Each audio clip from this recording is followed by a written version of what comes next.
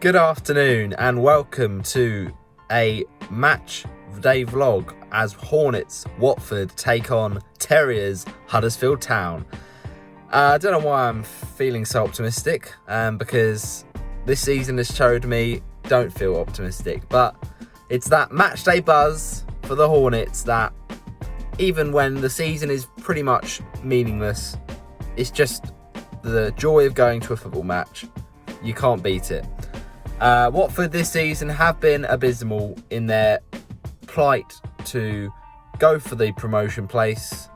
It's not gone well, but it is what it is, sort of thing. Chris Wilder's come in, and it's just, we have to see what happens now. Huddersfield, they're in a much more desperate position than us. Hopefully they're not a future version of us in a few years' time where we can't get out of this division and we start languishing near the bottom of the table, because they're in 22nd on 39 points.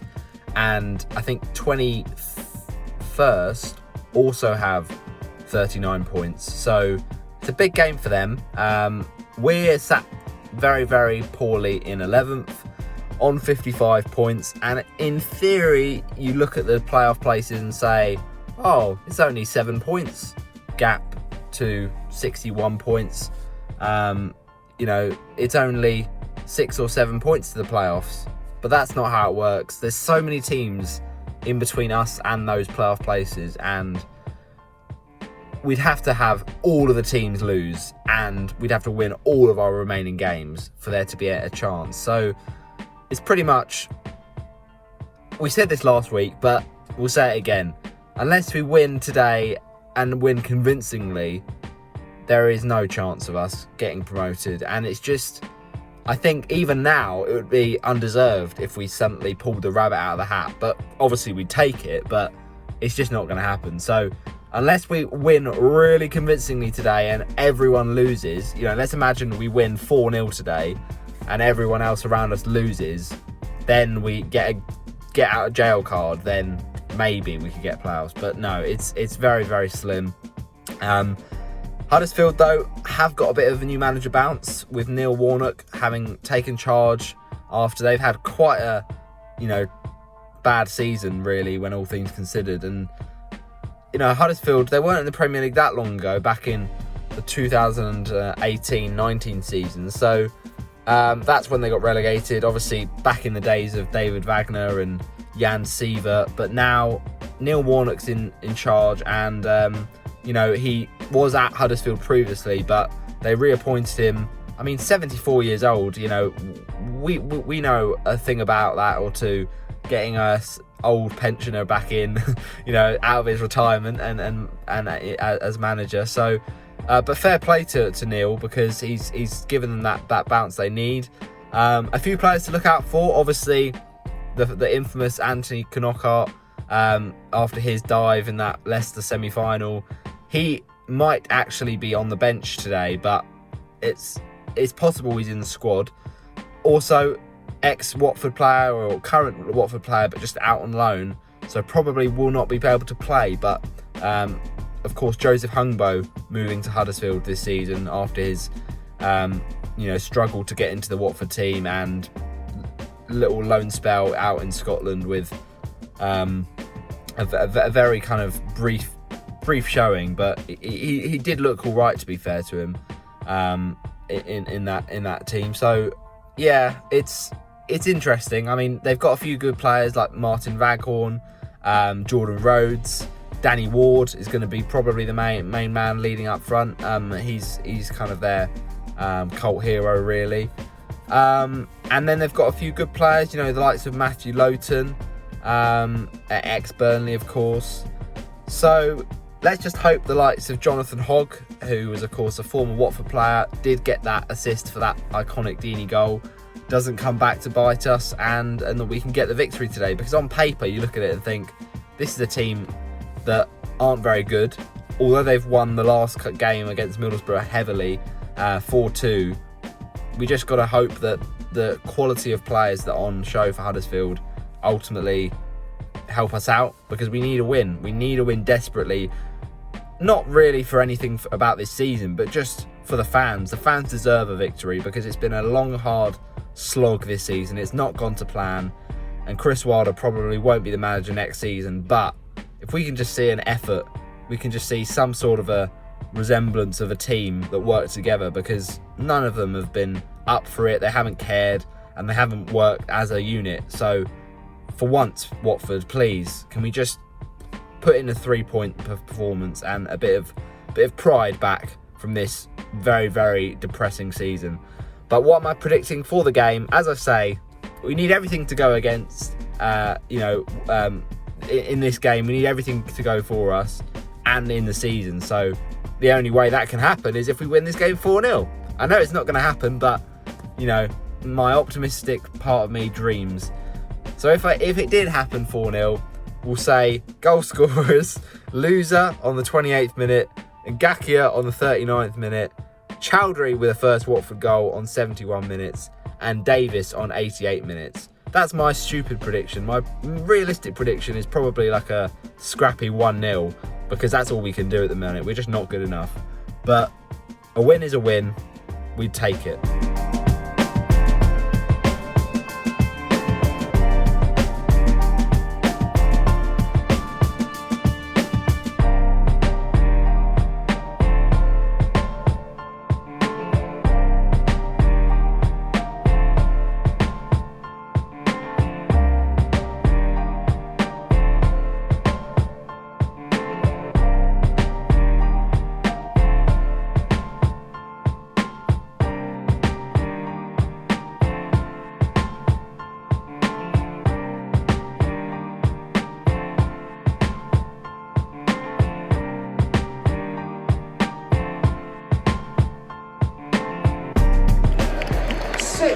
Imran Luta. Hey! 10 and captain João Pedro. Hey! 11 Ismail Kone. Hey! 12 Ken Sema. Hey! 13 João Ferreira. Hey! 15 Craig Kafka. Hey! 18 Yasser Esprilla. Hey! 22 Ryan Porteous. Hey! And 44 Wesley Hughes. Woot! Let's just put in a performance, please.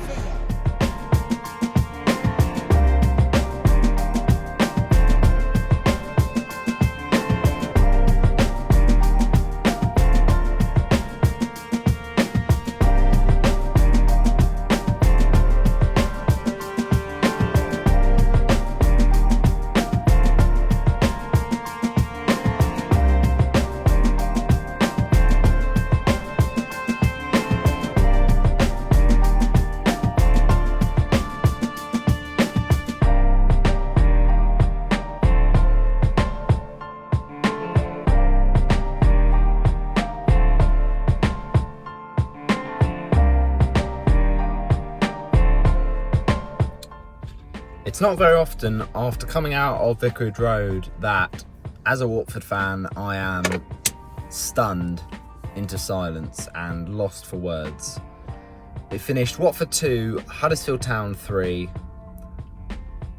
Wow. Just wow. Rudoni, Pearson and Harrott on the goal scoring sheet for the Terriers. British Sombalonga and Yasser Esprilla on the goal scoring for the Hornets. That was a game to sum up our season and the current state of this football club.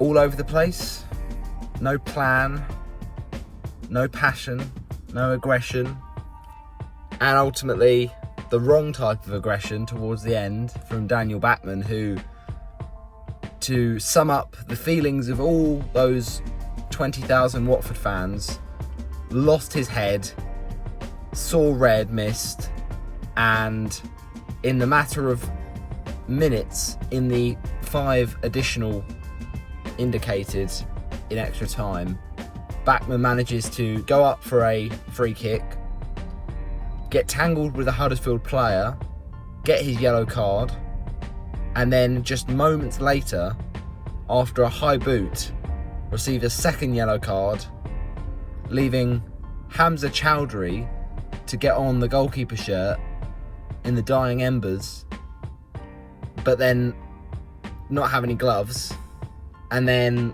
the referee blow the whistle before the ball was kicked or anything happens anyway, so he just put on a goalkeeper shirt for nothing.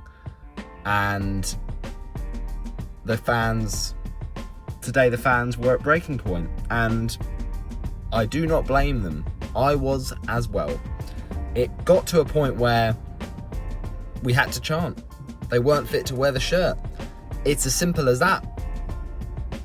Just flabbergasting how a group of 11 players on a football pitch who are paid silly amounts of money can put in a performance like that. And there was no social media messages from players after what was a shambolic performance in what a game that meant so much to the fans last week up at Kenilworth Road. In that game against Luton, it was just abysmal. And today, there was no reaction from that. There was no sense that the players wanted to earn back some pride and just even give something for the fans to hold on to. But no, instead, the players put in the same careless, abject performance, and we've now slipped down to 12th in the league. And there needs to be, as Chris Wilder said, whether you agree with how he went about it after the game against Luton or not, it's the truth, and that is there needs to be a cultural change at this football club, because something is brewing.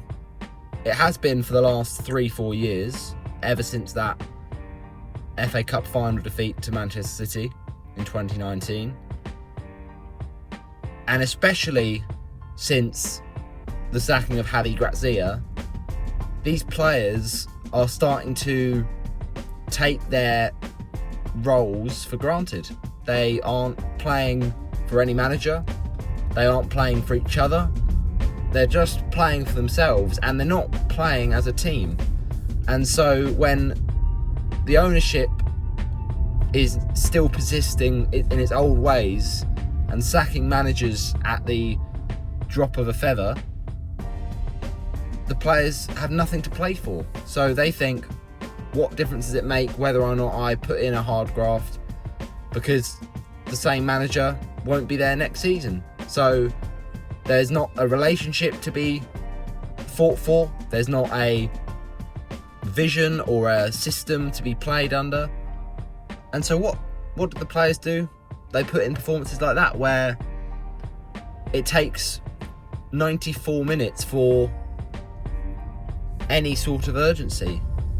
And even at the end, when most of the Watford fans had rightly streamed out in their large groups, and Watford do get a goal back, it's too little too late, and ultimately not good enough too late. Assam Malonga, who arrived in January, you have to feel for, because he's Watford born and bred after his previous spell at the club. He scores his goal, he does his bit off the bench, but the squad don't do their bit, and they don't work the hard yards and help each other out. And we talk about these great football teams in the Championship that get promoted. They have good Championship quality sides, but your likes of Burnley, your likes of Sheffield United, who got another victory today at home to Wigan. We had that Wigan game a couple of weeks ago, and just as with today, Watford players go into it thinking these are matches that should be very, very easy. We've got enough quality that we can be assured that we shouldn't need to worry. But that kind of attitude gets players found out, and therefore the opposing team get at them and show a bit of passion, and ultimately that's what gets them over the line, in contrast to Watford. So the difference here is this group of players are not up to the fight, and as I say, with the mentality of these group of players, there is something that is wrong. And a banner was held up today for the first time in a long time, and it's not a thing that Watford fans often do. We are quite a patient fan base, but sometimes enough is enough. And the banner said the problem is not the manager, which is a big part of Watford's hire and fire controversies. No, the problem is these group of players who don't have the passion and don't have the application to find a solution to the problem. And that's ultimately how this game went. It was a big problem with a capital P, and you would be surprised to know that we actually took the lead in this game. Yasser Asprilla, who, along with maybe, just maybe, Britta Sombolonga, are the only players that can hold their heads high today. Because Yasser Asprilla, who came in from the start, hasn't been playing recently due to whether it's a combination of injuries or not being in favour, but ultimately he's not been playing many matches. Every time though he has been brought on off the bench, he's looked to bring something interesting to the table and ultimately get something going when the rest of the players seem reluctant to have that or bring that. But at just a young age, Yasser Asprilla is showing how he has got great potential for the future, but he's the only one that's pulling in the right direction in this game. And it's a first half in which Watford start quite slowly. Ultimately though, the first half showed the lack of quality in that Huddersfield side, and every time that Huddersfield get closer to the box and really should be punished, Watford should be punished by that lack of defensive nous. Fortunately for Watford, Huddersfield didn't punish them because of that lack of sharp play. But then Watford have a couple of chances. Imran Louza with a firecracker of an effort, and he hits it well and it's tipped over. And then Watford take the lead, and for once one of these Watford players thinks, instead of walking the ball in, instead of over dribbling and over playing and losing the ball, I'm going to actually gamble and have a shot. And it's a fantastic shot. It might take a slight deflection, but it's straight into that bottom corner from Yasser Asprilla, and for once Watford get the opening goal of the game. And you think, well, the season is over. We've wasted far too many chances in previous defeats to get anything from this season and find any chance of getting into the playoffs. But to be honest, at least we could have seen a win today, and we could have seen the players trying to give it a little bit back to the fans. But no, it wasn't to be. 1-0 down for the Huddersfield team. They don't care. They come back, and Watford don't show that bottle to hold on to the half-time break. I mean, how many goals have Watford conceded just before the half-time break? It's a psychological problem with this Watford group, and it's just not good enough. The defending for that goal, I mean, it's abysmal. The ball gets put in, it looks so inevitable that goal is going to be scored for Huddersfield, because it comes in, it's not defended properly, there's a flying kind of clearance in a desperate attempt to scrawl the ball away and scramble the ball away, but the clearance falls short, and it falls so calmly, and their player just rolls it in, and it's far too easy. So second half you think, okay, for once Watford, just wake up, make sure that you buck your ideas up in the second half, improve what has been a very bad first half, and win the football match. But Watford do the complete reverse of this, and it's like they go back into hibernation when in the second half, not very long into the second half, from a set piece, a needless set piece to give away. I mean, all game you had people like Hamza Chowdhury and Joao Pedro with the ball and just careless challenges, careless free kicks to give away. And from this set piece, you've got Joao Pedro, who should be really chomping at the bit, who usually shows that trick and skill, but does he show the defensive steel when we need it? Does he put in the hard yards? All he has to do here is contest for a header, but he doesn't even get his feet off the ground. It's a half-hearted effort to challenge for the header. He gets beaten in the air, the ball gets flicked on, and you can see it from a mile off. How the Watford defenders can't see it from a mile off, I don't know, but the ball is dribbling towards goal. And then right at the end, a Huddersfield player gets a toe on it, and Pearson gets Huddersfield into the lead. And you just think, well, I'm sorry, how is that not being prevented? And then Huddersfield get their third, and this just sums up the game from the Hornets, because when the Hornets fans were losing their tether towards the end, even then Watford switch off defensively, and a ball is crossed in from the left-hand side, and they just want it more. They just simply want it more. They get there first, they find the header, and just completely outmuscle the defence. And the header is steered into the top corner, game, set and match as if it wasn't already. And then Assombalonga gets the goal. It's just a goal that probably shouldn't have gone in, because although he hits it strong and true, it goes underneath the body of Huddersfield's goalkeeper. And then Daniel Batman gets himself sent off with two silly yellow cards.